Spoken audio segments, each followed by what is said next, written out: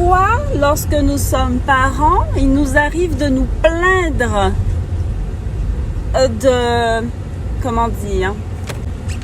du manque de sagesse et d'obéissance de nos enfants.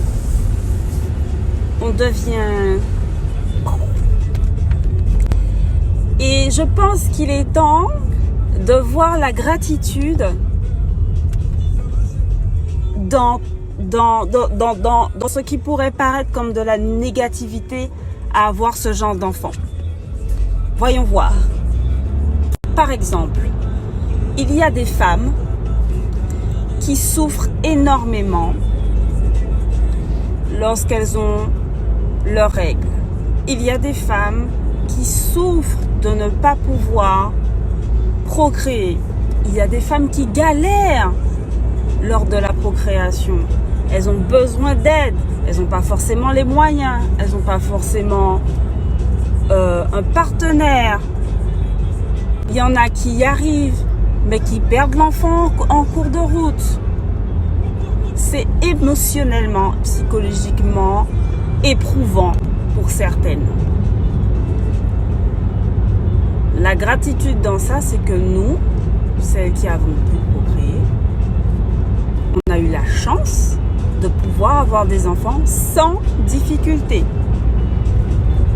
Première gratitude.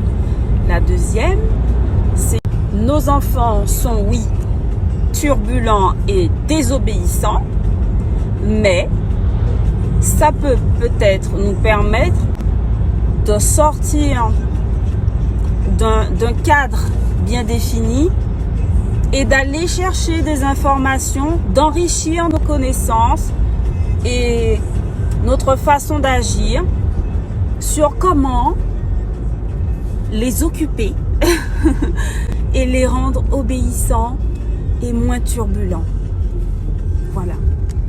Moi, j'ai un enfant aîné qui a un TDAH, un trouble de l'attention avec une hyperactivité.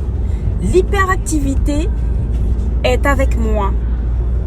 Au début, je voyais ça comme une punition. Je me dis, mais c'est pas possible. Pourquoi il est hyperactif uniquement quand moi je suis là? C'est pas logique. C'est tout simplement parce qu'il se sent en sécurité avec moi. Même si l'enfant n'est pas hyperactif, tous les enfants sont différents en présence de leurs parents. Il y en a qui sont, mais ils sont pas du tout pareils. Quand papa et maman sont là, c'est une autre personne. Donc, moi, je l'ai mal pris. Au début, je me suis dit, mais qu'est-ce que j'ai fait pour mériter ça? Personne ne voit l'hyperactivité de mon fils quand je suis pas là. Parce qu'il est intimidé, il n'a pas confiance, il a peur, il se sent pas en sécurité. Voilà. Donc, je lui apporte tout ça, visiblement, au point qu'il soit hyper, méga actif.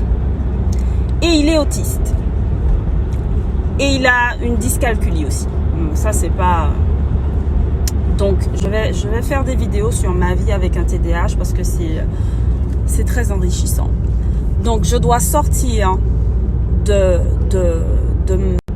ma zone de confort et aller chercher des informations, des astuces, au point de... J'ai l'impression de passer un diplôme dans la maîtrise du TDAH, quoi.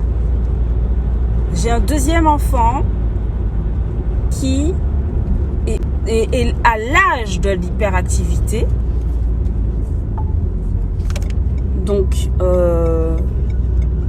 et en plus de son cas, le fait que l'enfant est désobéissant, etc., etc., etc. Au début, en plus, il y a des gens qui sont, comment dire, caractère qui est assez atypique. Pour un enfant de 2 ans, je trouve ça quand même atypique. Je dois aussi aller chercher des astuces qui vous jugent. On s'en fout des jugements. Mais ils remettent en question votre éducation alors que ça n'a rien à voir.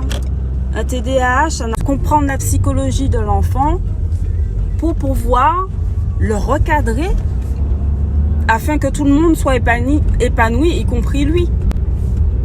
Voilà le genre de gratitude qu'on pourrait en tirer. Au lieu de rester là, à s'énerver et à pester. Ça n'a rien à voir avec l'éducation. Il a un manque d'inattention, il est facilement distrait et il ne retient pas tout ce qu'on lui dit. Il faut faire étape par étape. Il bouge, il est impulsif, hyper impulsif, et il agit sans réfléchir et sans penser aux conséquences. C'est ça ma vie. Voilà, donc tous les jours, j'ai quelqu'un de nouveau.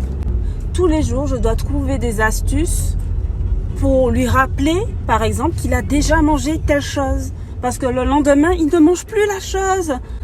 C'est magique, c'est merveilleux. C'est pas stressant du tout et mon porte-monnaie ne souffre pas du tout non plus.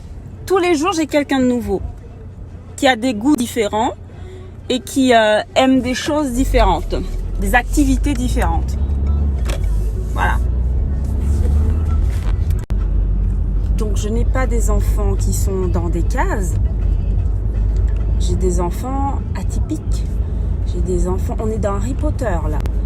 Du coup, les jeux qu'on trouve pour le commun des mortels ne fonctionnent pas sur mes enfants, ce qui m'oblige à trouver des jeux, des activités, des astuces pour les cadrer, pour qu'ils soient moins éparpillés, un peu plus concentrés, des choses comme ça. Voilà, la gratitude pour ça. Parce que j'apprends moi aussi. Quand je fais toutes ces recherches, j'apprends des choses.